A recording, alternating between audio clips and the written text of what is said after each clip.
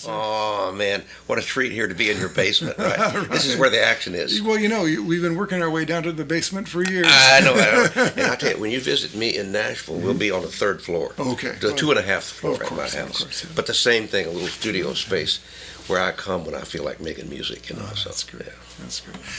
We're here today in Tacoma, Washington, with my good buddy John Knowles. And my good buddy Tim Lerch, a couple of TrueFire dudes. That's right. And you know what we're going to do for our special friends on TrueFire? We're going to just have a conversation, wide-ranging perhaps. John's got some stuff in mind he wants to ask me about. I've got some stuff I want to ask him about, and we're going to show each other some stuff. It's going to be real fun. And so we'll have this, and maybe we'll deliver it in short segments over the course of a few weeks on our TrueFire channel. Well, and if there's something a little cryptic in what we say, we might do some translation material. That's some right. things about So that we kind don't of have elaborate. to worry about being too detailed right now. That's right. We just want to get the big ideas out there, Yeah, right. So you were showing me this thing about how Lenny liked to put the same note up on top of all the chords in a common chord progression. That's right. And then go up through the keys. This was so typical of Lenny. When he would play, he would really sound like he was from another galaxy. Yes. But then when he would show you an idea, he would take it in a very simple form, very grounded on planet Earth, Yes. And so one day he showed me, and he called this, it's a little challenge I give myself. So what he did is he took, the Blue Moon chords, C, A minor. Ice cream in C. Those chords. And he said, I want to revoice those chords so that there is a C as the top note on all four chords. And so he showed me that he did it this way. And when you get to here, he also did it this way, which is pretty heavy duty. And then when you get to the 5 chord, the G, you can do, or you can do, or you can do. Harmonic minor 5 All of a sudden you realize that there's a whole bunch of ways to play a G chord with a C on top with some other notes, for seasoning. Yeah, one that came to mind, it takes a little funny fingering, but you have the double stop here. Oh, yeah. And then you can get the third and... Yes. Ooh. Right? That's neat. And then if you can want to get... Yeah, and that moving voice thing, I think, is always a part of what Lenny was up to. Of course, yeah. So now, if you do that, then what he would say is, then you want to go up the scale. Now you play all 4 chords with the next note in the scale on top. So now the D has to be on top, and that's the obvious one. Yeah, And the other one he would do was to play. It would be like a G triad sitting on top of a C bass note. And then when you get ready to play A minor, you could do. And then D. And now it could be or this. Oh, yes. Oh, no. It's got a top note, yeah. And the reason you're keeping that top note is in a minute, you're going to want to be able to play any note in the scale over any chord in the progression, right. Because any one of those notes may be the melody. It's a whole way of kind of mapping out the territory. Mm-hmm. And now also, if you've done this, and you say you decide to play Blue Moon, and second time through, you don't want to play the exact same melody. So you want to know where the other notes you're hearing in the scale might sit on top of that chord progression. So it becomes a small idea at first. It just immediately explodes into this huge, world of possibilities.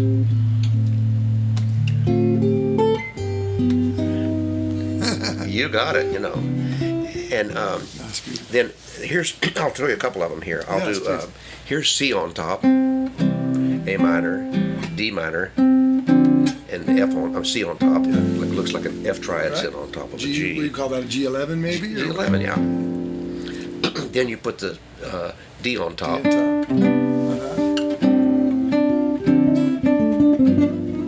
Then E on top. This one's pretty square. Except there. Now F on top presents a real problem. Yeah. So what he would do is he would go very far up the C chord, like where the E minor and so forth lives, and he would do things like.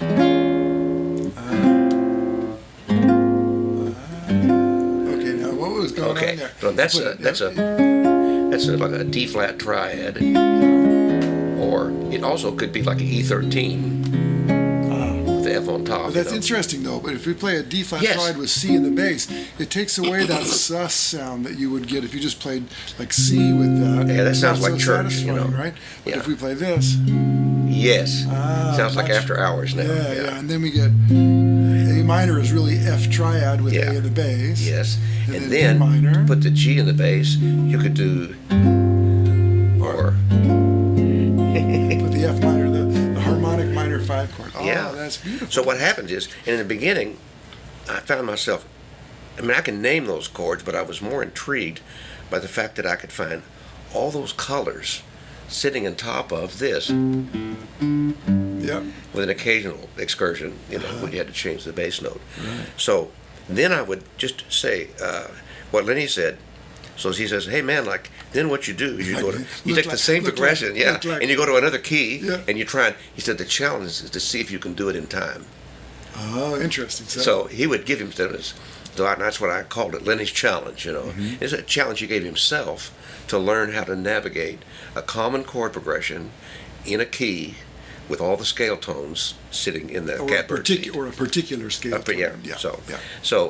And later on, I figured out how to do it with some pentatonic scales with different progressions. And now, let me ask you a question. When you do this, let's say we're in the key of C and we're going to put 5 on top of the first chord. Right. Do you think? Right. Do you think of the G note in relationship to each of the chords? So 5, flat 7, 11, 1. Yes. It's another thing I realized that at first, Lenny learned just by listening to Chet's records and from playing in his mom and dad's band. But later on, he sits down with a piano player who knows this stuff. Yes. And so Bob Erlandson basically has Lenny play things and then tells Lenny what it is and how to play it on the keyboard. Right. So that conversation, boy, to be a fly on that wall. Well, I got something, a fly on the wall situation. I have a recording. Private recording. Yes. 8 hours or 6 hours of the first time Ted met Lenny. Oh man, wasn't that? Yeah. Maybe this evening we'll have a beer and we'll listen to a little bit of that. So, because it's exactly that, and it's very interesting. Lenny would say, "Look, like Ted, like I got this cool chord I figured out off a Bill Evans record." And he'd play it, and then Ted would say, "Oh, yeah, I know that chord." And then Ted, because of the way his mind worked, he would say, and he'd play the whole chord scale of that chord, that key, and it was fascinating because Ted loved Lenny. He thought he was the greatest guitar player in the world, and you get to hear Ted learning how to do this. Oh, wow. And not knowing how to do it and getting a chime and Lenny showing. Oh, it's so cool. Yeah, those kind of things. There's another thing when you mentioned that about Lenny, and I was saying something about colors. Very often, Lenny had a fake book for when he would sit in with a bass player or another musician. And so you'd turn over here and you'd see My Funny Valentine, and it would be the changes. But across from that, he'd gotten one of these coffee table art classics books, and across from My Funny Valentine would be a Renoir or a Degas. Something that inspired him. Right, he said, this is how you do, but this is how it sounds. So the idea of color and sound was that is beautiful. So integrated for him. And here we are playing steel strings and nylon strings. And I remember Lenny, in response to a question about these two kinds of guitars, which he switched back and forth a lot, he said, well, nylon strings is like in the old days when guys painted by sunlight and candlelight. He said the electric guitar is more like painting by fluorescent light. So he's thinking of light as colors, as the voices of these instruments. Interesting. And then so you add that to the fact that he sits down with a piano player who can now walk him through the technical terminology. So he's walking around both inspired by colors and lights and tones and feelings and possessing the knowledge. So well, I think that I got a chance on a few occasions to hang out with Lenny as well, and not like you did, but I remember the first time I met him and we sat down for a long afternoon. What I found remarkable is that he had plenty to teach. He had plenty that he knew. We played and everything, but he was also, if I played something that he was intriguing to him, he would stop and say, "What is that? What are you doing there? What are you doing there?" And because he was constantly searching. And I think he wasn't necessarily unlike Ted. Ted was a very systematic thinker. Yeah. So if he discovered something, he would be systematic about exploring it. And I think Lenny might have been more of a, like you say, identifying colors that he liked. Yeah. And he might find one voicing from a Bill Evans record that he really loved, and he'd figure out how to use that thing. You know, when I met Lenny and I had moved to Nashville, and he came to town, and Chet said, "Get down here to the office. Lenny Breau is here." I didn't know if he was still alive, and he didn't have a place to stay, and we were house sitting. So he stayed at my house for about 3 weeks while we looked for an apartment, And I remember one morning stepping out to go down to Music Row, and there was a rabbit, about 25 yards out that way. And he just stopped. And he looked at that rabbit, and he went... And then the rabbit ran off. But for a while, he and that rabbit had a little showdown, 2 years later, Lenny and I are out walking in the woods. He says, "You remember that rabbit?" That's how his mind, to me, there's like, events. It's a big now, Yeah, right. Well, you know what you showed me about this putting each note of the key. Yeah. Well, here's one that I think Ted might have turned me on to this one. It's not too different, but it's taking a simple chord progression. Let's say we'll use the same one for the purposes of continuity. And let's say we're going to put a note on top of each chord. We pick a note to start on for the first chord, and then we can go up the key on each subsequent chord. Yeah. So we say, let's say D. Now we have a problem, right? So what can we do about a G7 chord with an F sharp in it? Yeah. Well, we can make a G. We can put the sharp 5 in there, and then suddenly that's a kind of dominant chord because we put a 13 flat 9 right above. It's a softer tension, Right, and then we keep going, and now we're in trouble again. A minor major 7. Oh man.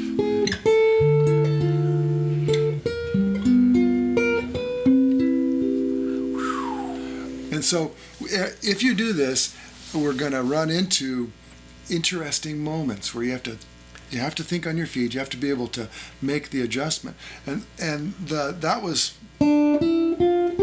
Sorry, I went chromatically, didn't I?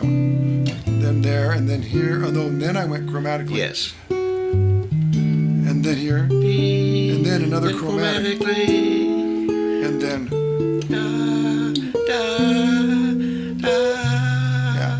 Or you can do chromatically all the way, and that's even curiouser. Yes. So let's say I start here, I want to start with a C on top, just to make things interesting. Yeah, I love that. Right? Yeah, maybe there. And then the next chord can't be A minor anymore, but it can be A minor with a C sharp on top, which is a kind of A7 sharp 9 with both of them right next to each other. And then D, and then G with sharp 5, and then C, and then F over A, and then it's got to be D7, and then we have G7 here, and then sharp 5 again. Yep, so C major 7 sharp 5, and then, and then there. We ended up the same. So the simpler the chord progression, the better. But what I call them is just you play a game.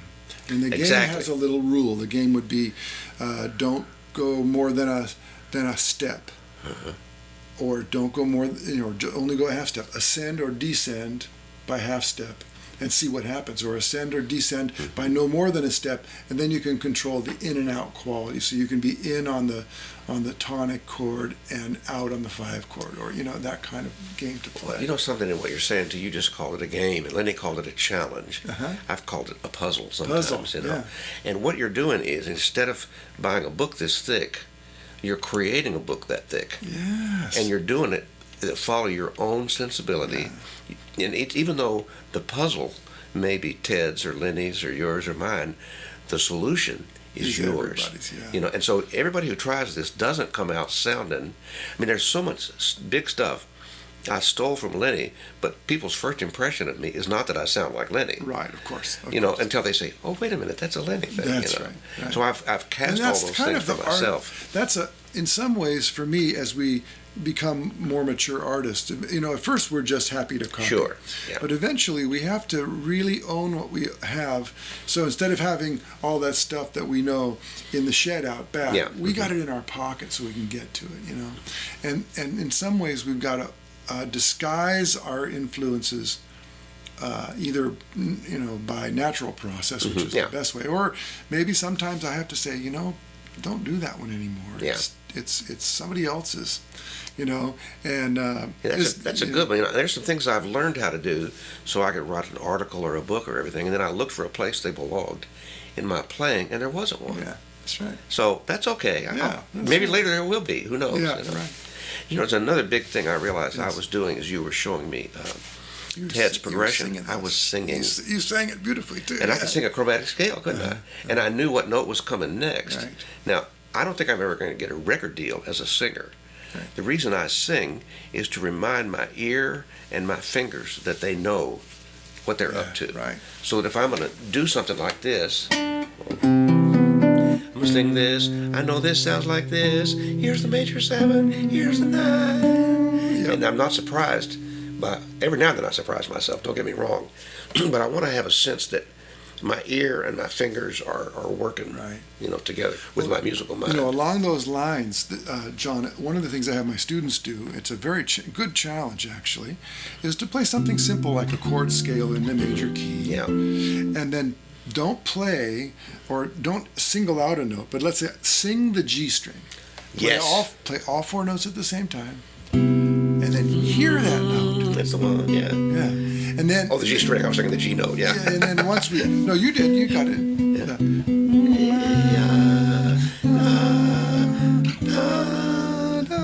Right? And because we hear the top note and the bottom note usually pretty well, but it's the stuff in the middle in between. Hard to hear. That's where the cool stuff is. That is the cool stuff. Bread, sandwich. Yeah, it's the sandwich that's cool. Well, for me, I always say it's where the cellos and the violas live. All that beautiful stuff that I love to.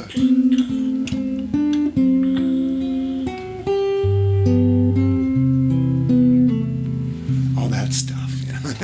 I think that's the other thing I realized looking back now, how many times I've been in a situation that looks kind of like not a guitar situation, but it's an incidental situation where I had the opportunity to learn something important about music. And for me, it was my daddy being the preacher and me doing my homework while the church choir rehearsed. So it wasn't the cellos and the violas, it was the tenors and the altos. And then on Sunday, I could go sit next to somebody and listen to see if they were singing the parts. So I began to hear the things that moved around on the inside. Strangely, I had a similar situation because after dinner, just about every night, my mom, who is a beautiful lady, played a very out-of-tune piano in the living room. And she played it, in the key of F, and maybe she knew half a dozen songs. At least that's how I recall it. And she was an ear player, and maybe she took the first year of lessons, learned a few songs, and that's what she played. But just about every night she'd go in and play. And I heard these beautiful sounds of good voice leading on a 1, 4, and a 5, and I still love that to this day, to just be able to play,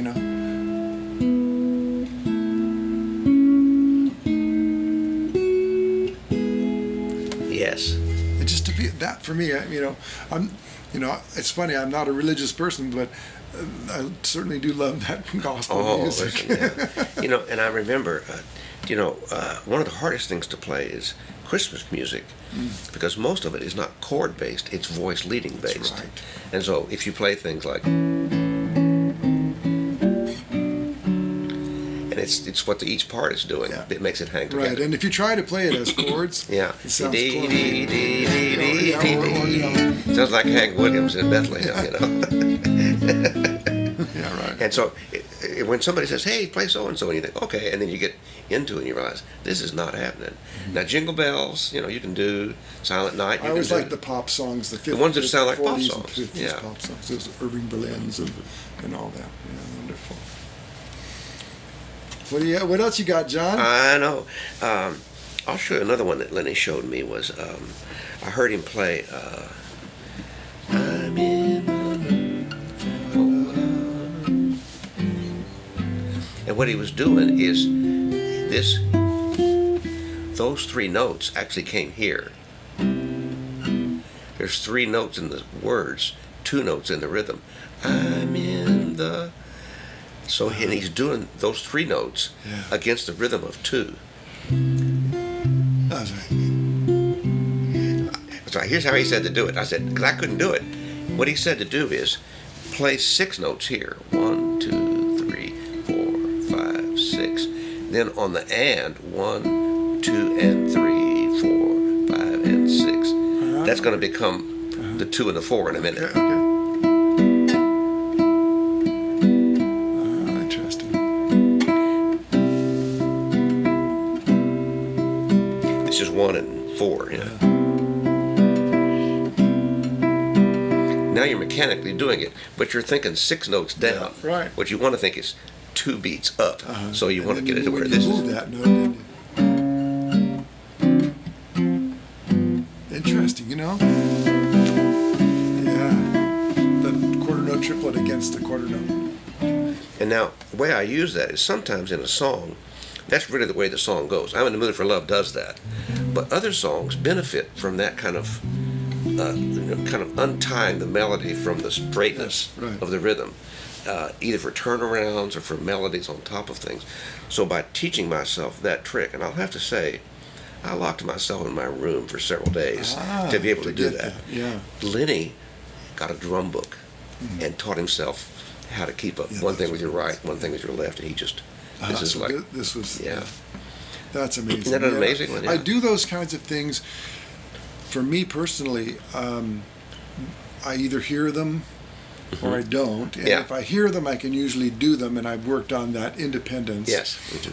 For me, and I learned, both Lenny and Ted influenced me in this regard, and I think one of the reasons that Lenny and Ted are unique amongst their peers, and that we're seen as visionaries in how the guitar could sound in a solo guitar context, coming from a jazz guitar perspective, is that they did something that not many before them had done. And certainly it was done by the greats, you know, Johnny Smith and Barney Kissel.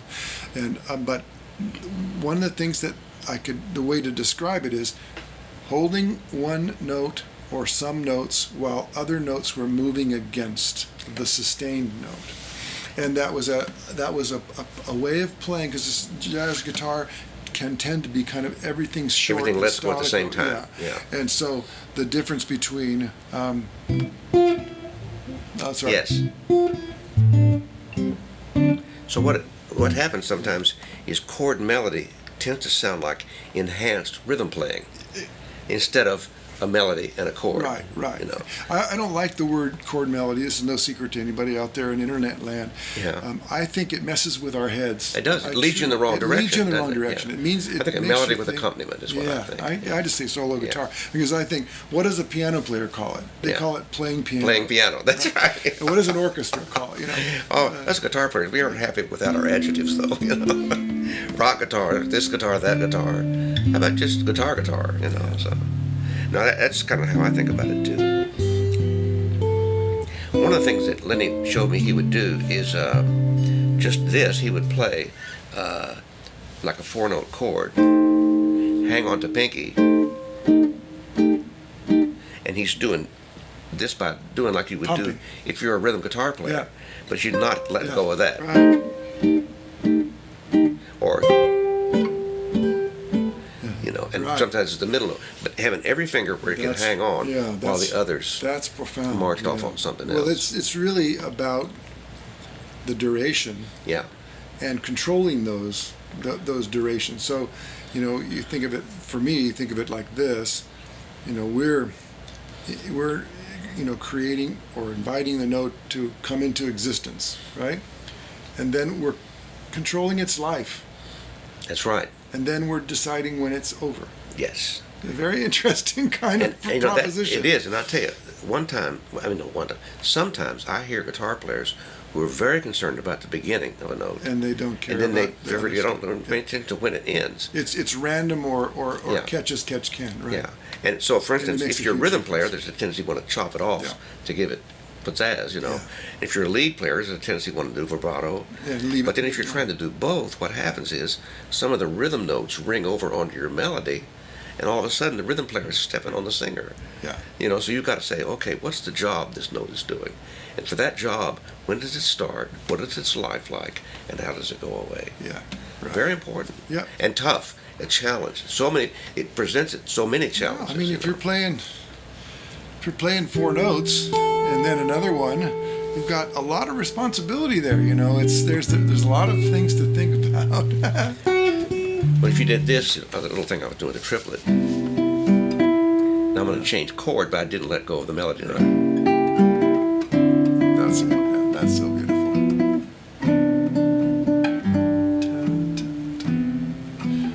These 2 babies right here, man. I'm doing them here too. I love those. I love them though. It's a classic guitar move, isn't it? That's my I think favorite. guitar players who are not classical players tend to think stopping the sound up here.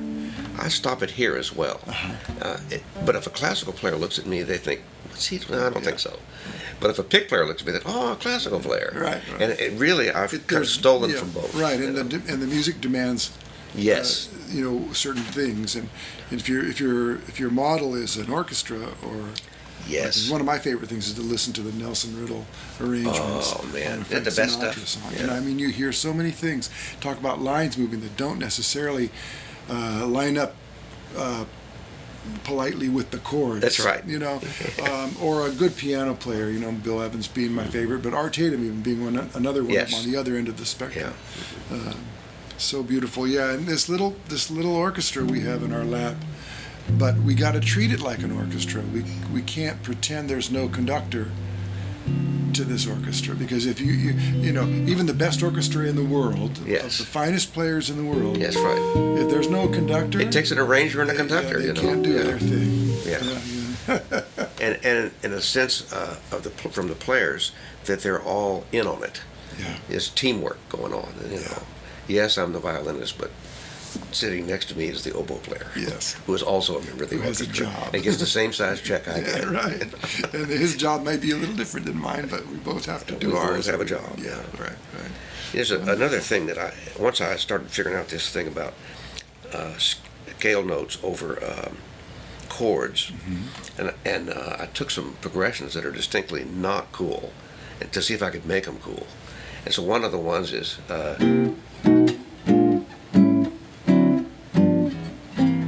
that's kind of old vaudeville Yeah, almost. yeah, you that's know. like the last So bit now of what I'm Sweet going to Georgia do Brown. is, if you take the roots out, Yeah. right? Where you start? You start. Yes. So and then what I can do is I can invert that to where this note is an octave lower, and now have some room to put some stuff above. Now I can also add some notes above, which are going to give me my 9s and 13s, and then I can also add the pentatonic scale on top of that. Which one? Cool. C major pentatonic. Yeah.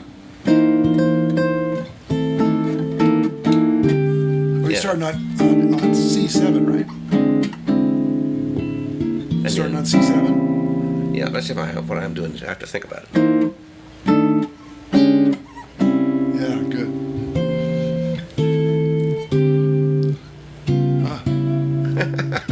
And so now, if I add a little rhythm to it,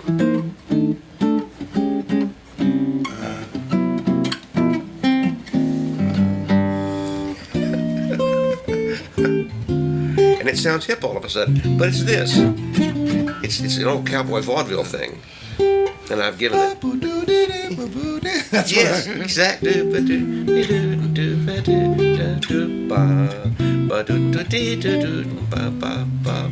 Yeah. So, you know, we were talking earlier about chord progression with different scale tones on top and following the scale in an unusual way. And the thing about that is, you really end up with some things you wouldn't have found it's one of those things that's simple to say, but the idea is so big. Yes. It just takes you in lots of directions. And so, Tommy Emmanuel and I had worked up "How Deep Is Your Love," and we didn't have an intro. And I'll have to add, you have to throw in with this a rather goofy free association mind that I had. So I said, so what would you put up in front of disco? But the way I asked the question was, what comes before disco? And I said to myself, doo-wop. There you go. Right? Historically, Yeah, right? That's true. Yeah. So I did, took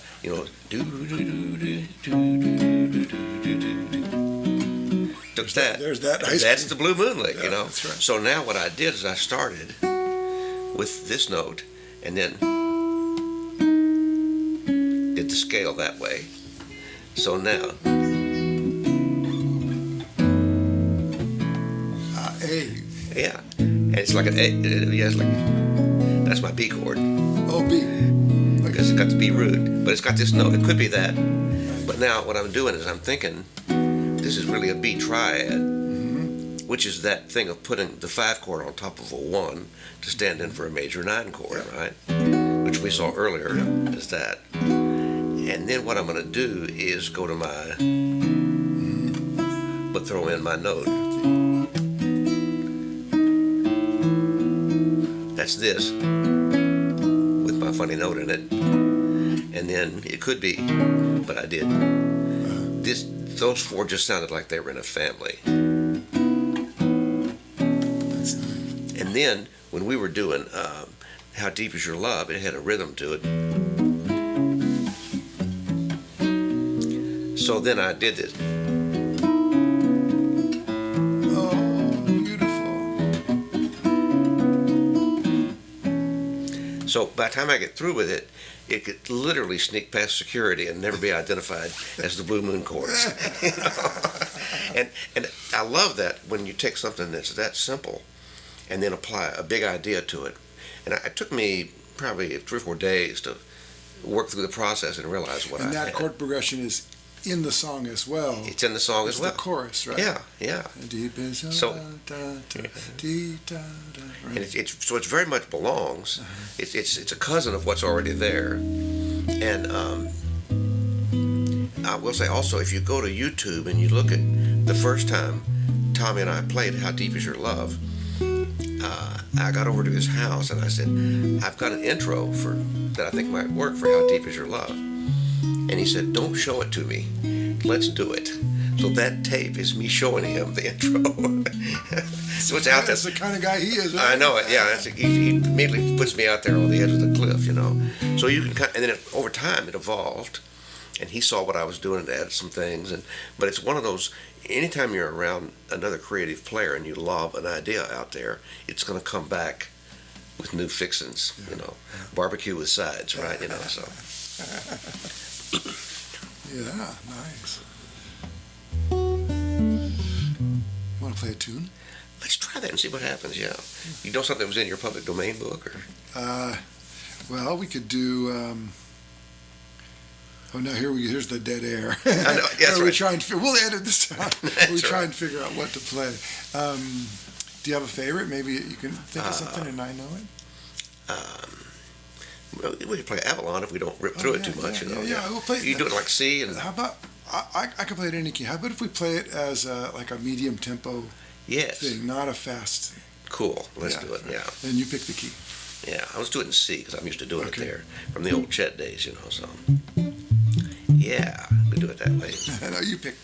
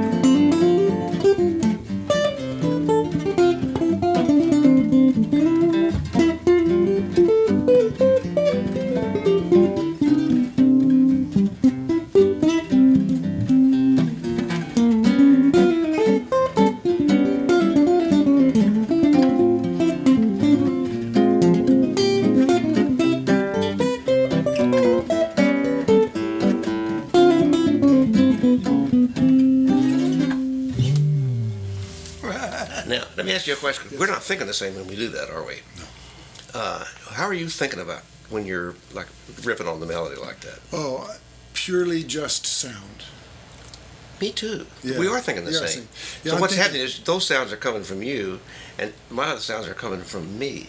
So how did you find those sounds? How do you know that's where those sounds are on the fingerboard? I know. I think intellectually, you think, well, what key is the song in? Mm-hmm. And that gives you the neighborhood, A reference, yeah. right? Yeah. But then inside of that neighborhood, I'm humming a song, the melody of the song. Do ba do be dee ba da. I might say. So that's like thinking theme and variations kind of thinking there. Yeah.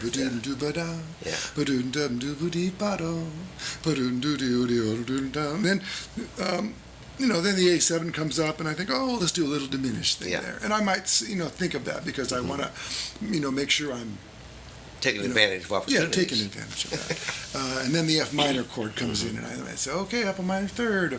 Or so there's a little kind of a cheering section going on that's doing. The other thing that I think about, I have to admit, is if I'm playing and the melody isn't speaking out, I might remind myself, let it speak out. Yes. You know what I mean? I'll just remind myself, whatever it might be, slow down and pronounce those words a little better, or whatever it might be. Put up a mile marker for the listener. And this being the first tune of the day, there's all of those issues. Yeah. What about you? So, if I'm here, for instance, I've never done what I just did. This is one thing. If you get around a player that you're comfortable with, the things to just don't worry about anything, just go there. And what I was doing is almost everything I was playing, I was singing it in my head. That was me too. Yeah. And I was singing it knowing how the song goes. And when I say how the song goes, I mean I know what it sounds like, I know what its harmony sounds like, and I know what its form is. I know that I'm halfway through it. Right. I know that I'm near the turnaround point. You're walking around in a neighborhood that I'm familiar with, yeah. And I remember one of the things that I couldn't do that for a long time. When I showed up in Nashville, Chet asked me one time, he said, "Are you playing those things the same every time?" And I was, from my classic guitar. Right, and that was interesting. I was going to ask you about that. Yeah, and I said, well, yeah, and he said, oh man, I'd be afraid to do that. And then he said, so what happens if you make a mistake? Right. And I said, well, I can do this. He says, or worse yet, what happens if you have a good idea? And I thought, oh my gosh, I've come up with a way of playing that a good idea is like a dangerous thing. Right. What kind of an art form is that? Yeah, right. If you get a good idea and you actually go for it, Yeah. you're liable to sabatage everything you find comfortable. And so now what I really did originally was I started taking things I'd already arranged and replacing turnarounds and intros and outros and things like that to where I could do those on the fly. But the way I was doing them on the fly was I was choosing intro number 6. So you had a catalog. Yeah. Of possibilities. And so after that's a while, a step in the right direction. After a while, what happened is it all just fell apart, and I could do it. Yeah, and I realized I could have done this all along. Yeah. And maybe you couldn't have, though. But I had to get there. Yeah, you had to get there so Yeah. that you could hear it. So for me, I hear a song like this, and I think of how's the melody working against the chords? And for me, I think if I have to think of anything, I think numbers.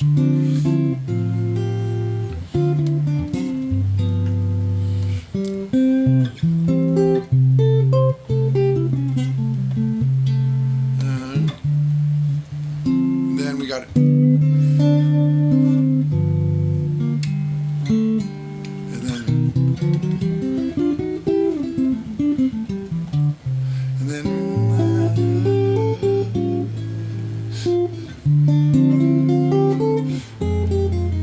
Yes. Okay. Yeah. And right now, I'm noticing the chords have a different kind of voice than the melody note. The chords at the moment are kind of like those Hammond B3 long chords, while that melody is moving around. So in that case, the timing and the articulation of the two parts keeps the harmony separate from the melody. And the volume of the respective and the volume. things. That's something that we talked about earlier, Yeah. where you have this orchestra, and one of the things the way I describe it is you have dynamic variation in the vertical event. That's right. So if you look at the music as if it were written on a page, the notes would be vertical. They're happening around the same time, right? And so we want to have the melody. What's the first? Oh, there it is.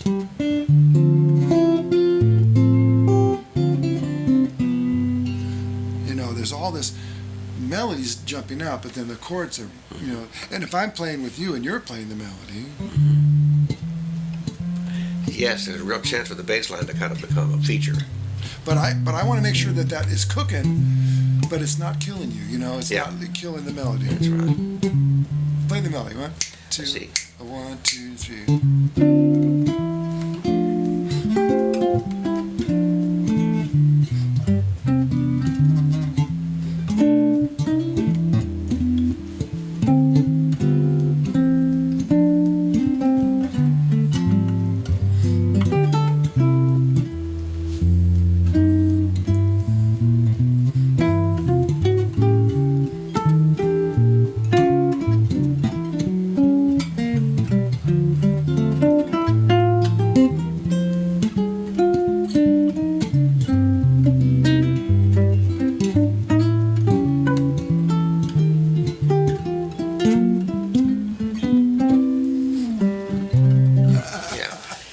Tried to stretch out a little bit, and I was thinking too much. That's okay. No. That's right, but I love that. It's the moment where you step out on the edge. There's another thing I'm thinking of. We talked a minute ago about moving chromatically on top of a progression. Mm-hmm. So you have da da. Oh, you got it. Right. Do stuff like that. There was one thing I remember. Chet showing me that. Jethro Burns did. Oh, okay. And it was his warm-up rhythm lick was this, that ninth chord that we all play, and then a sixth, and then a major 7, and then up a half step and do the whole thing again. Yeah. He did it in tune, I'm sure. The room is warming up, isn't it? And with it, my nylon strings are going sharp.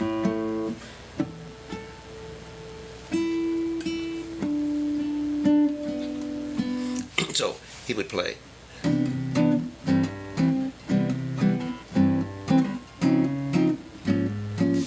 I'll join you. Oh. It's almost like fascinating rhythm. So in one of my fooling around sessions, I realized this.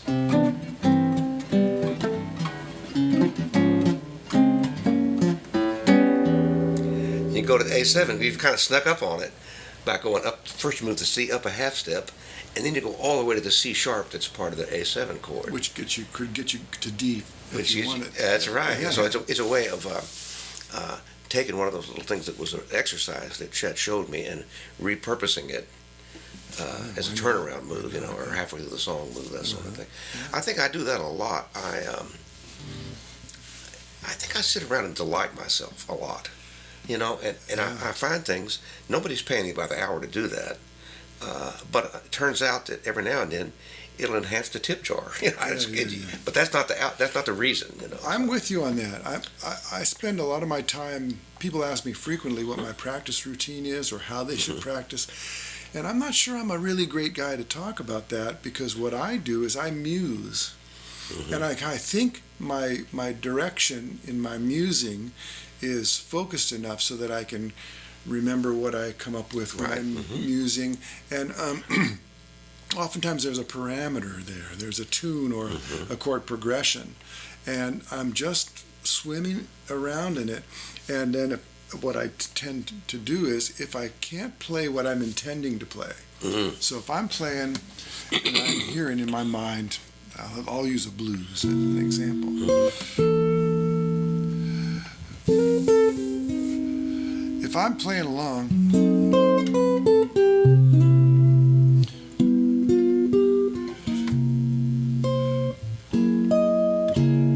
and I don't play what I'm hearing in my mind, what I'm intending to play,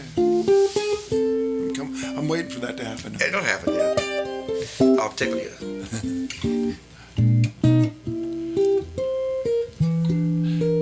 what did I want there? I just wanted. Yes. You know, and so as soon as I am being honest with myself, as soon as I don't, if my fingers are doing the walking here, and they don't go where my mind is expecting them to go, in other words, the conductor or the composer or the director of traffic is not being satisfied with the result, I will then stop, figure out what I intended, and then get myself back on track and continue. And play through it and play that right. thing which you because intended. For me, improvisation is not, well, here I go, I'm going to say what it's not. I'll refrain from saying what it is because I know that it's different. Who knows? Yeah. For me, the process is not a reshuffling of previously known ideas in a mechanical or intellectual way. It's a matter of playing extemporaneously in the moment and trying my best to work it so that what comes out of this thing is what I intended. Is what you intend. Oh man, that's it. You know, that is so. And if I surprise myself, that can be fun, and I often do. And sometimes the surprise is a happy one, and sometimes it's not a happy one. But I'm constantly trying to come back to this very simple sort of set of orders, which is play authentically, kind of what you're hearing, not what you think the chords need or what the book says you're supposed to play or any of that kind of stuff. And it's a very satisfying thing, and it also leads at this stage of my life where I'm not practicing to learn a scale, I'm not practicing necessarily to learn anything new that comes from outside of me. I'm really just trying to be a better practitioner of the music that I imagine in my mind. Yes. I would imagine as a composer, you're very much the same. I'm thinking very much that same way. Yeah. You know, there's something you just said that I really want what I intended to actually be what comes out, which is to say, I want my fingers to follow my inner musician. Yes. And so what that does is that suggests actually a short little exercise. You could say, today I'm going to play a note and I'm going to sing another note. Da, you better know where that sound is, you know. And I think that in the beginning, just to find the next note with certainty. I know if I just did this, I can hear this in my head, and I can hear this in my head, and I can hear, you know, and I can hear that in my head. And I know that's what's going to happen. I know that's going to be there when I put my finger down. I'm not sure how I got there, but I know I spent a lot of time trying to be able to do it. And then I did all kind of little exercises, like I would watch TV, and this one endeared me to the family, you know. Here'd come the commercials, and I'd be playing along, you know. I get so much grief. I get so much grief from one of my favorite activities is to play guitar while I'm watching TV. Yeah, and it doesn't really not work so loud. out. We can't it hear the doesn't work out for everyone else. Yeah. But what you're doing is you don't know what's coming next. Here comes the commercial. You know, from back in the old days, I learned how to play the music from MASH and St. Elsewhere and all those things, you know. That were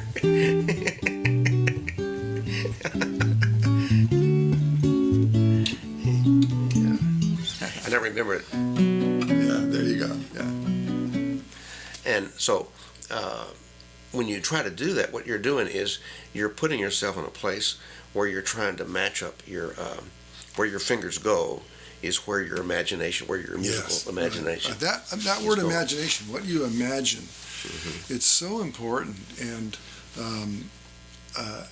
I had an interesting experience from another wonderful guitar player who you may know because you have, his name is Gene Bertoncini. I haven't met Gene, but I feel like we're brothers. Yeah. And Gene came to Seattle to do a master class quite some years ago, and I had attended, and it was for the Seattle Jazz Guitar Society, and I had done quite a number of seminars and things, workshops and things with them, and then came to this one, and Gene said something like, "Well, you know, can you sing? Can you play what you sing?" And you know, and I said, "Sure," and he said, "Well, show me," and I said, "You know."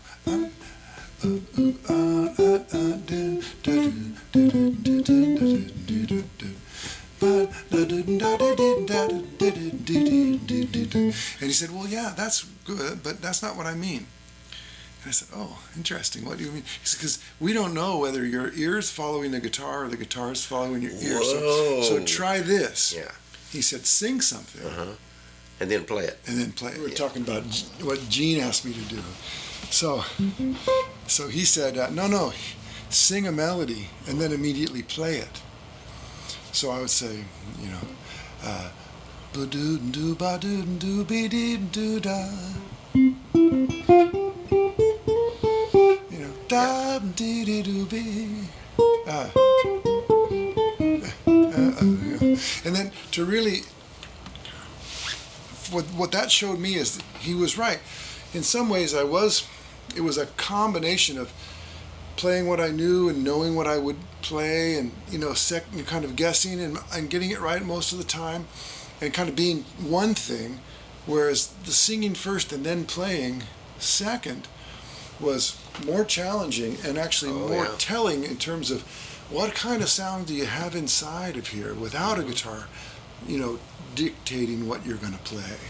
There's a thing I do for myself away from my guitar every now and then. I'll sit in a chair and I'll imagine something, a melody or something, and I'll make a movie in my head of where my fingers would have to go to play that melody. And then go get the guitar. And then go get the guitar and see if you're right. Yeah, that's perfect. And what you're really doing is you're kind of testing all the different things, because there's our imagination, there's our fingers, there's our knowing our way around the territory, and all those things are working together.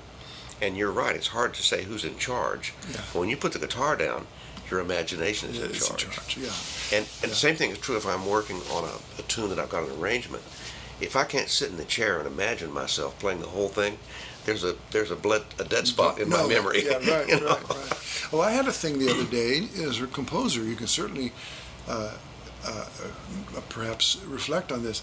I was working out an arrangement for my new TrueFire course, which is probably going to be already out by the time anybody sees this. Any of this, that's right. But I was working on Danny Boy, because it's a public domain song with beautiful melody and some interesting changes.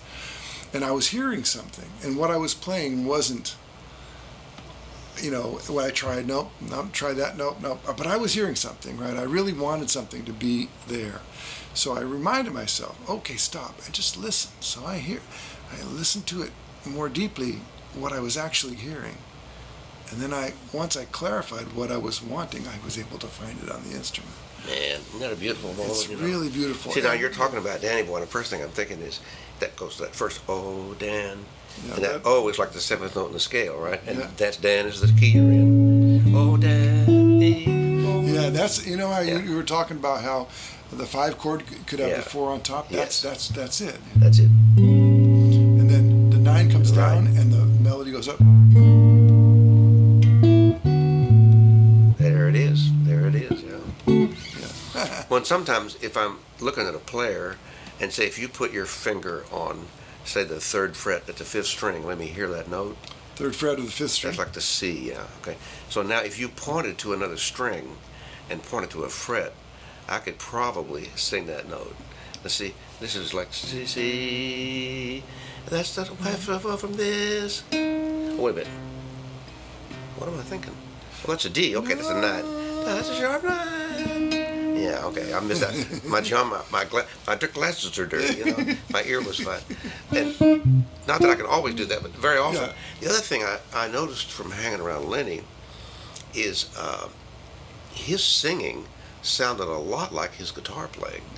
That is, after playing a long time and singing along with himself, he knew how to have ideas that were, at their core, guitaristic or guitar playable, could exist on. Yeah, that's another thing. He wouldn't hum things you did have one finger here and one finger there. And I also noticed that when on the relatively few occasions that Lenny can't sleep, that that 5 o'clock bells. Yeah. He didn't have a vibrato because he didn't use vibrato on the instrument, and so you're right. It was very much like just pure. Like Chet Baker was like that too, just sort of a pure note. Yeah. Lenny was a little more in tune than Chet, but it just that pure kind of round, unadulterated pitch, which is really interesting. We're not used to hearing singers who do that. There's another thing. I guess I think of all the tricks I've done to teach myself to kind of navigate where the sounds are that go with my fingers. Is if you take a tune that you know how to sing, but you don't know how to play it. It's not too hard to find those, Yeah. Now imagine yourself starting somewhere on the fretboard and play from there in your head. Where would your fingers have to go to play that melody? Right. Even if it's only the first 4 or 5 notes, Mm-hmm. So that if you were here, and that's going to be, I'm in the key of B, I'm going to play this note, and I'm going to sing, when I fall in love, and I hear 5, 1, 4, 3, 1. I kind of know what the scale notes are, so I know where those. And even if I only got that much of it, I give myself a cup of coffee or a cookie or something. I like that song. I think the idea of like rewarding yourself for a genuine accomplishment is because it's really easy to be overwhelmed by what you can't do, but so to be kind of whelmed by what you can, Yes. if there's such a thing. Well, yeah, I don't do like these endless long sessions. I play or work for very short periods of time, Yeah. and then I get up and do something for briefly and let an idea settle or modulate. Especially I'm when a big I'm fan of the afternoon nap, there you where go. things soak Yeah. in and assimilate. So, Right. Well, as a student, I tell my students this: that there's the consumption of new information, but for us, it's got to be a relatively small bite. Yeah. And not to overgorge yourself, because the most important part is clearly consuming something, and as in learning something new. And then there's this digestion period that is so important. Repetition and revisiting and chewing on, and this sort of longer owning of the new material, and before you can ever perform it or play it. And what I think we do, and I'm sorry that those of you who have an all-access pass at TrueFire may be victims of this as well. So maybe our whole society is victims of this as well. We're convinced we need to consume. And we forget sometimes that we need to chew and digest and savor. And that's important. So we get front loaded with too much new information, and then we don't do the back end of it. Just speaking more specifically about guitar playing, we don't do the repetitions, and the digestion doesn't occur. And so then we never really have access. We have this problem where we learn a bunch of stuff and then we think we forgot it. But we didn't really forget it. We just never digested it. We didn't. One of the things we didn't do is attach it to what we already know. That's true. Yeah, that digestion includes. Yeah. Well, in fact, when you digest food, it becomes a part of. That's right. That's what that means. Exactly. So, we're so philosophical. I know. Isn't that wonderful? I know. Put a bookmark in me quick. But there's something about, and something like we're doing right now. I think back a lot on what I do when I learn stuff. So the next time I set out to learn something, I can bring my learning attitude, my learning approach, what I've learned about learning, so that it's easier for me to say, oh, here's a chunk of stuff. Then the other thing I noticed, if I learned something, like I was just thinking, if we did when I fall, and that's also Star Trek, da da dee dee dee dee dee, So did you know the Star Trek theme is based on the changes for Out of Nowhere? No. Da ba da dee da do da da da.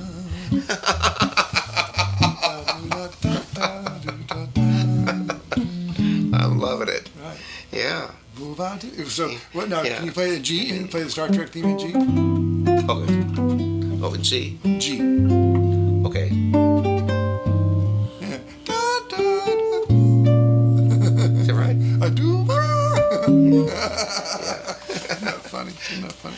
Now, here's another thing that I think is important to chat about. I'd love to get your impressions. I get asked a lot of questions. The internet is very interesting because it gives people access of all different stripes and levels and all of that to really anybody who's might read their post or their question. And so for me, it's kind of a rich thing, but there's very often someone who will write a post on one of these forums and say, like, what do you think about when you're playing all the things you are? And my answer is always as little as possible, or something along those lines, because I don't want to be thinking, really. I want to be in the world of sound. Right. I don't want to be in the world of thought. But then we have to realize that it doesn't mean you never think about all the things you are.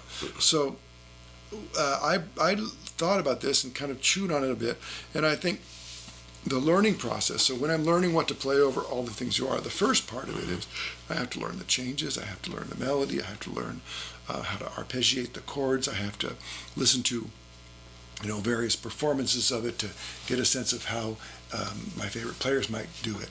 And so I'm taking, that's consuming, I'm taking in. Yes. Right? Yes. The mind that I use for that is quite critical and quite judgmental. Because if I'm trying to learn the melody to all the things you are and I play a wrong note, I don't want to just you don't want to burn it in. I want to judge myself for having played a wrong note, not judge myself, like tell myself I'm a bad person, but I want to make the judgment that is not the right note and find the right note, right? So I can learn the right note. So the learning process, this part that's supposed to be kind of small and brief and little chunks, and that's very active kind of intellectual mind. The repetition aspect, the second part of it, is not as intellectual. There is some judgment going on, because if you're doing, your repetitions, meaning playing through the changes of all the things you are, playing the melody for the 29th time, trying to understand, the arpeggios of each of the chords, or God forbid, chord scales or something. You need to know what you're trying to do, and you're trying to repeat what you learned in a way that burns it into your being and all. And that's a different kind of thinking than the learning thinking. It's a little softer, it's a little relaxed, it's a little less judgmental, it's a little more free-flowing. Then the performance, third phase, is to play the music. Whether it's a learned piece or an improvisational piece or some combination of the two. At that point, the judgment will kill you. Yeah. In my opinion, anything that's particularly negative will shut you down. Yeah. It'll make you think you're horrible, So the self-talk needs to slow way down. Oh, yeah. My self-talk is usually something like, all right. All right. Yeah. Cool. All right. Yeah. If there's anything. Yeah, that's right. Yeah. And then most of the time it's like this. I'm just humming along with what I'm doing, and which cuts off your thinking. Humming along, it really does cut off thinking. It does. That's what it connects you with the breath. So the thing that I want to, the reason I went into this long description is that I want to make sure that if anybody hears this and is wondering, how do I keep all this stuff straight and all that? If you didn't learn it well enough in phase 1 or phase 2, if you try and play it intellectually in phase 3, you're still in phase 1 or phase 2. Just on stage. You haven't, right, but you're on stage. But so you haven't really gotten the material deeply ingrained enough, because to really play, now performance doesn't mean in front of people necessarily. Yeah. It means I'm going to play music now. Yeah.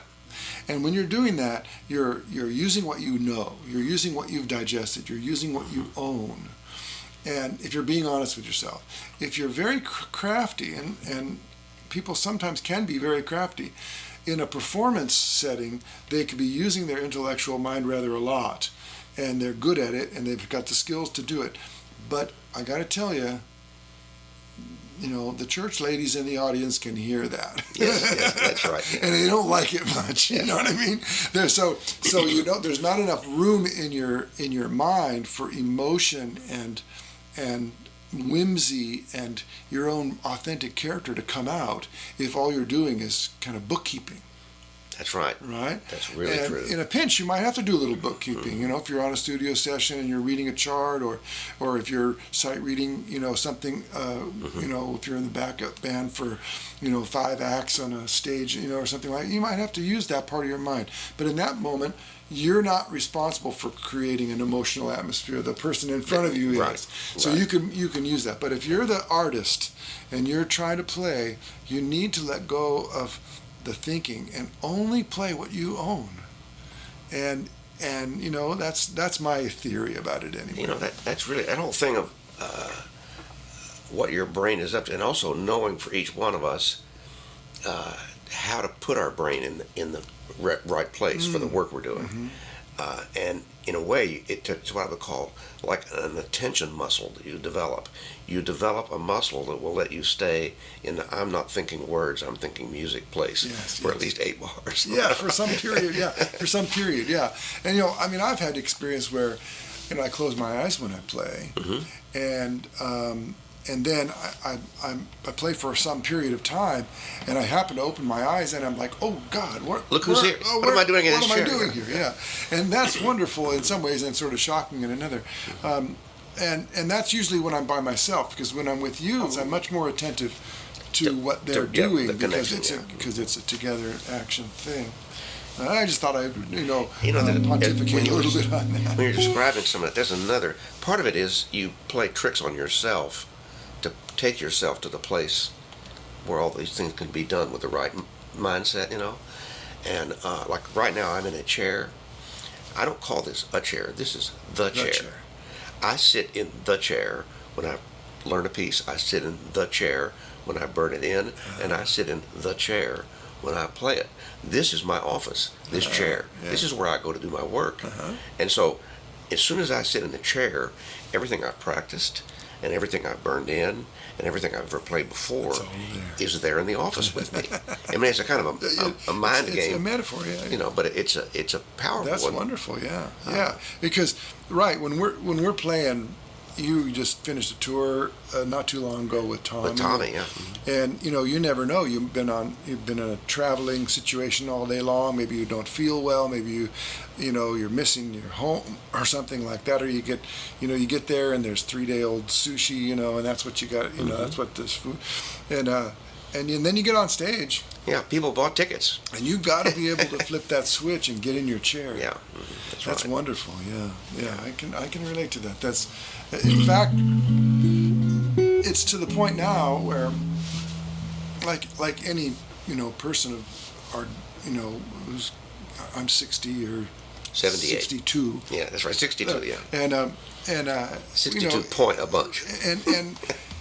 And traveling is hard. Yeah. And carrying a guitar through airports are hard. All that kind of stuff is hard. And sometimes I don't, like right before a show, I don't feel so good. But I trust that once I get on stage and I start playing. That's what you came for. That's what I came for, and that's also what heals me. Yeah. I almost never feel bad when I'm on stage. Isn't that funny? And maybe it kicks in afterwards, but if I'm feeling a little kind of under the weather or tired or groggy or sick or whatever, I get on stage and I'm just healed. It's amazing. Yeah, I remember one time. Very seldom is there. And I felt the worst I ever felt on stage. And I realize now I had day 1 of the flu, Yes. And I played, and a woman came up to me afterwards and she said, "Listen to you play is like being in church." And I thought to myself, wait a minute, how come I felt like crap? I felt like I was at the hospital. And I said, and then I realized something really important. It is my experience is not the audience's experience. That's important. So they show up, having had a day, whatever's going on in their day, they've eaten a meal, they've paid the babysitter, whatever. Right. Now they're in their chair, yeah. And it's time for you to play. They hear what you're doing superimposed on what they bring. That's right. And so you don't know. So compliments that come from out of nowhere, you just have to say thank you. Thank you. I couldn't have said, "Oh, you're wrong. I really played terrible tonight." You don't want to insult them. I went through a phase in my life where someone would compliment me and I would take offense to it because I knew I had this idea in my mind that I wasn't playing well, and I got I think, well, who were you listening to? And I needed to get that straight. Yeah. Because I wasn't feeling good about what I was doing, and I didn't understand what you're talking about, and so I took a little break, and got straight in my head about why I love music and what I'm doing, because I think school does that to us some, like we're afraid we'll miss problem number 6. Right. And who cares? It's just not that way. Well, ultimately we have to face a question in our playing, especially those of us who are playing more on the intimate side of music and playing solo guitar or, composing. And the question for me is, like, who's playing? Because it's, the idea is based on there's a foundational assumption that the player is delivering some kind of message from the form of music to the listener, a message of beauty or a message of confusion or whatever it might be. We're supposed to be delivering something, and we're playing music that has a feeling that we're going to share. And the foundational assumption is that we know who that person is, and it's very seldom true. Yeah, I've heard people ask me that. I remember one time somebody asked me that kind of question in a kind of an oblique way that made me not give my stock answer.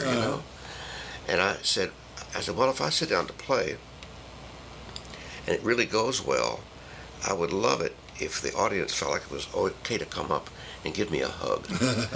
And I thought, what is that? Yeah. And I realized what that is we've gathered and they've trusted me to create a few minutes of common experience. And that's a huge thing, And if you can do that. Yeah. For me, it was Let me grab some water here. Okay, yeah, you got some. We'll edit that out, right?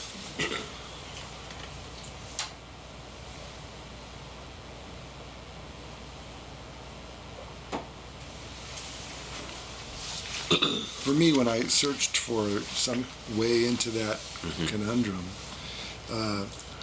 I like to boil things down to kind of very simple things. So, as an improviser, the simpler the main concept is, the more freedom there is to live inside. Oh gosh, yeah. And it took me a while to realize that, because I used to think that I needed a lot of information to be able to improvise. So what I came up with in more recent years, in the last 15 or so years, is what I'm doing when I'm playing is I may be using sound, I may be using this instrument, but really what I'm doing is I'm trying to convey or transmit joy. Yeah. And that makes it really simple for me, because what it means is, and joy doesn't mean just like happy. No. There's a kind of deeper than that. Yeah, it's a deep joy, that a willingness to live in this world and share music with people and be vulnerable and be joyous in the midst of that. Be joyous in the midst of struggling and suffering. And the only way I can share any joy is if I have got some joy. That's right. Yeah. And so I think we forget sometimes is if other people in the room came hoping for joy, that actually nourishes you. Absolutely. That you're not just giving them something; they're giving you something. I remember one time I played for what I would have to call the worst audience ever, and it was actually a church choir, which I thought would be great to play for all these musicians. It was like playing for bookkeepers, Oh my God. There's nothing coming back. Right. And 15 minutes in, I felt like I'd played for 3 hours. I was like swimming upstream at Niagara Falls, because I wasn't getting anything back. Yeah. So part of what you have to do is you come willing to, like, in a sense, bring something, but if you're not also open enough to receive, they're listening. Their listening is an active thing. And so if you're open to that, then it's easier you're really kind of recycling the something. motion you're making there, I don't think receiving or giving happens without the other thing. That's right. And it doesn't. It's a continuum. And in order to give, we must receive. In order to receive, we must give. My little trick is when I get on a stage, very often I have to do this because of the lights and things. But Mm-hmm. I take a second, and really look. Wow. Who Me am I too. playing for? Yes. Who am I playing for? I want to see their eyes. I want to see the expectation. I want to see, what they had You're for talking dinner. about sound check. I want the house lights up just enough Yeah. that I can see. I want to see somebody who's listening, and after they listen a while, they go. Because what that says is, I want to get a little closer. I want more of what John brings. Yeah, right. And I say, now I'll pick out somebody like that, and I'll play for them. And now I'll play for this person. Yeah. Whoever's got that body language that says, I really am glad I came tonight. And if you play for them, then you let everybody else kind of eavesdrop on this private concert that you're giving. Right. Internet's like that too. Yeah. I noticed that if I do a lesson on the internet, I heard something a long time ago from a radio person, and they said something that I found quite profound. They were a radio presenter, a talker of maybe news or something, and they said, people don't listen to the radio in public. And when you're talking on the radio, you're talking to one person. Yeah. And you got to remember that, because that's how you connect with that. Maybe one or two people. But, when people are watching a lesson, for instance, on TrueFire or something like that, that's them, just by themselves. Yeah. And so you're talking to one person, really. That's really it's a an good way to important put that. thing to remember. Well, John, Yeah. I think maybe we should wrap up. I think we should. Do you have We should say it's a day. It's a day? Yeah. And then we might have a sandwich, and we might be reinvigorated. Yes. There might be more. There might be more. Yeah. Thanks One last for thing. Can I share with one thing for you? Sure, yeah. I was trying to think, because you said, well, I'd like to share some of Lenny's things. Oh, yeah. And maybe you could share some Ted things. So I was thinking, what coolest thing I learned, and I there's many things, but this thing is beautiful and profound. I love chromaticism, but I like to disguise it as much as I can, so that it doesn't sound like. Right. So here's a beautiful 251 in the key of G, with lots of chromatic voice leading. So it's like me.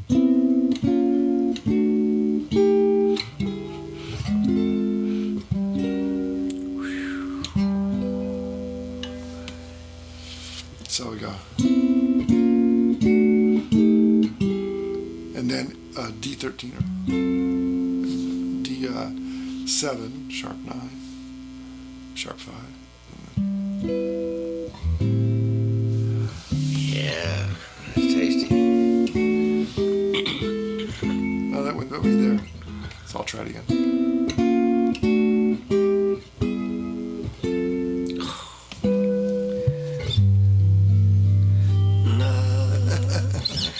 There's another thing I think about a lot when I think about chords and harmony and everything, because I know the names of things, but I don't think about the names of things when I'm working. And a lot of times what I'm looking for is, how can I let people know this is where we are? Oh, look where John's taking us now. Oh, but he's holding our hand. Oh, he's bringing us back now. Yes. Because to me, as you're leading them down a path, you're taking them on an adventure, you're telling them a little story, but you don't want to confuse them. Right. But on the other hand, you can't tell them a little story that's just got no interest. Right. I mean, if you're going to talk about this little girl in the woods, there has to be like something around the tree that you got to worry about, right. so that when you resolve it, it comes back home. And if you think about it, I was dealing with a course that I'm going to be presenting soon, where we take simple songs and then we sort of fancy up the harmony. Yeah. And if you look at that idea, I mean, a lot of the greatest songs ever are just 1 and 5. Oh yeah. Right? And so really, essentially, what most popular music, what tonal music that we enjoy in the form of songs, it's kind of that way too. It's kind of an elaboration on either you're home or you're away, and you're heading home. And to simplify it down like that can be very, very helpful when you're learning new things. If you're learning a 251, for instance, or 36251, or the Blue Moon 1625. Really, there's a bunch of chords in there, but there's really only 2 events. Yes. And leaving and coming back. Yeah, right. It's being there. Yeah. And being away. Yeah. And then coming back. Yeah. You know, and I use that. I'll show you when I played bass for a long time in high school. Oh, you did? There were 2 guitar players in our jazz band, and the other guy was significantly better than me. So I became the bass player, and in the process, I found out what was going on underneath all this stuff, you know. Yeah, that's right. So the 5/1 thing to me for a long time was this. And I found out later that you can do almost anything on top of that, right, and make it sort of believe like you do. And that's just a chromatic move, which by itself doesn't sound like anything, but right, it just almost sounds like, oh man, you know. And this is pretty bad. The little girls in the woods. There's some scary animals out there, right? You know. And she comes back home, and you're there. So I've kind of learned that if you put enough markers up there that says this is where we are, you could venture out quite a ways. Yeah. Each audience is different, and you have to kind of, as you're playing into it, you have to kind of see where that is. But I think that going away and coming back is a huge idea. It really is. And if you're improvising, and you're willing to trust, which is big because we're, as guitar players, we're averse to playing wrong notes. We've been trained to jump off of a note. Yeah. So if we play something interesting, sometimes if we're not hearing it, we can freak out a little bit. Yeah. But if we're willing and trusting that our big job is to be home, go away, and come back. I'll share one Lenny thought was, yeah, let's end with that one. Man, like you're never more than a fret away from a great note. That's right. Yeah, Howard Roberts said that one too. Yeah. Someone asked me, well, what's the definition of a wrong note? And I said, the one that the musician doesn't intend. Yes. Or the one right before the next one. Right, that's true too.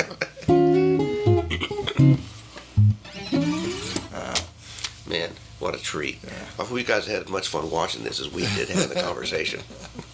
John Knowles, ladies and gentlemen. Yeah.